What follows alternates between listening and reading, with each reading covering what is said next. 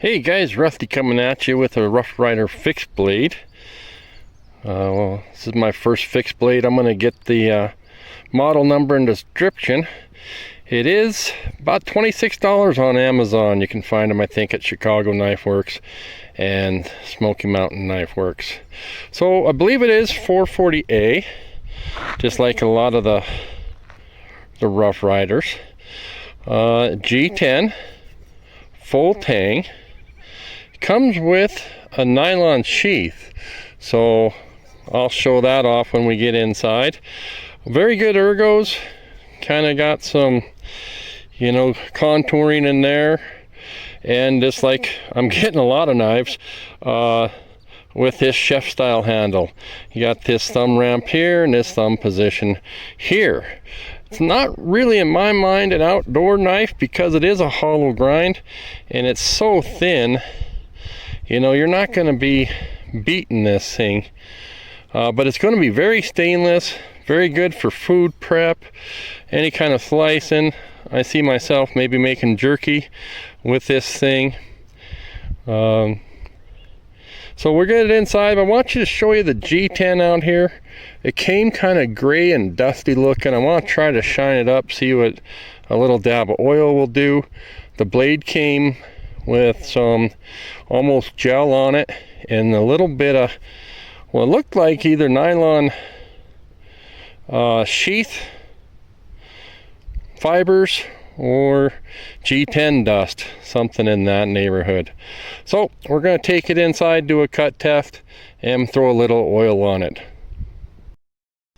And we're inside, and we got the Rough Ryder in its original box here, taking up quite a bit of the camera angle.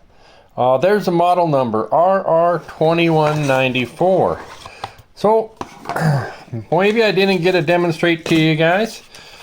This is a left-handed carry, so that might excite some of you. For me, I was carrying it on my right side during the hike when we just saw that. So we'll go ahead and take a peek at this sheath a little closer. Nylon sheath. You got some rivets there. You got this D-ring and a well stitched together loop. G10 handles. As I said, we're going to throw some oil on there and see what happens. And then it does have leather here, not long enough to wrap around my leg, but you can use this hole and it will come in handy. So that quick release we talked about before, snap it open. I did have a little trouble getting this in and out because it just feels like when you put it in, you know, yeah, there's something, it has to go just right. I'm not exactly sure what you have to do. Then you pull it across. I don't know if this is a leather patch or that imitation leather, but it does hold it securely. So we'll go ahead and open that up. Take a look at this thing under the lights. I mentioned it's got a nice hollow grind and it's got good ergos here. So let me grab something we can cut. Okay, we're back. So as usual, we got ourselves a little comedy here. So Vera looked around the room, not another chicken anywhere, and then it struck her. This was a hay bar. Oh, geez, I don't know if we should laugh at that one or not. So here we go with the far side, taking a peek. Had a little trouble getting it started. Again,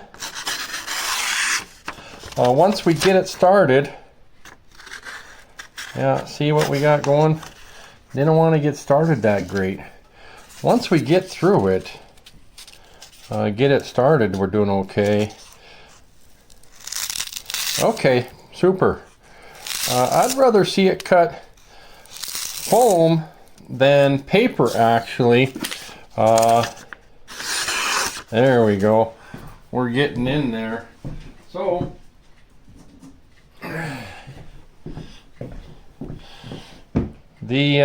got a couple cherry tomatoes here. If you're cutting foam, there should be a good chance, there we go, that you can cut a tomato.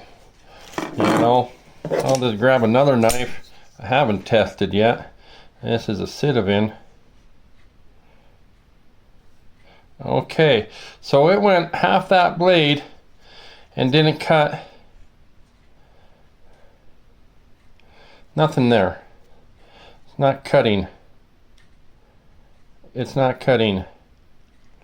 Not cutting. Okay, now it cuts.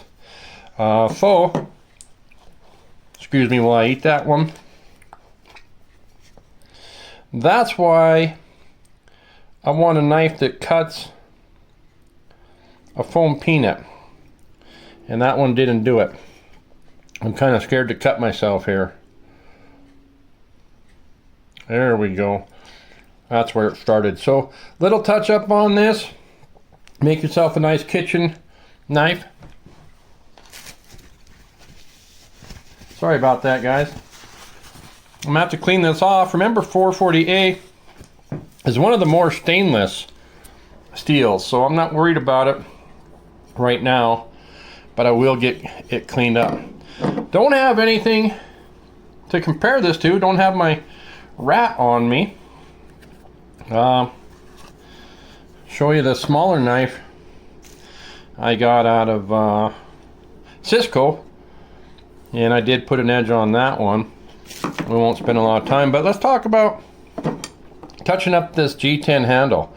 So it came kind of gray, and I'm gonna throw some mineral oil on there, not for lubricant or the laxative, just to oil it. Some other oils I use this when I get leather, and I use this to clean up my diamond stones. So, but this I'll coat down my D2 blades with, because it is going to be what you might call food friendly. In other words, and I don't use my D2 blades for cutting food, but I like to throw this stuff on my micarta, and now I'm throwing it on the G10. And you guys might think, well, Rusty, that's not doing anything. Well, I'm gonna let it sit. And obviously, I heard someone say G10 is not porous. Well, I've dyed G10 handles before. So, with that in mind, how does the dye get in there if it's not porous, you know? So we'll consider that one for a minute. So what I'll do is I'll just let this sit probably overnight, and this thing will be a little prettier. So we'll come back at you in the morning. Okay, thought I'd show you guys what a little oil does to the G10. We're kind of checking this out myself. I've done it before, and it does seem to shine up your micartas and that kind of stuff. I left this out overnight here, about 12 hours, sitting on its spine, so that the oil wouldn't soak in to something else. Did oil the blade. There's no need for that on this steel. So we'll go ahead and wipe that off, and we'll get that taken off of this handle as well. Just use a regular paper towel, kind of soak it. If anything, maybe this oil's just kind of also cleaning it, you know. And then that's what your G10 turns out, a little bit, you know, nicer looking.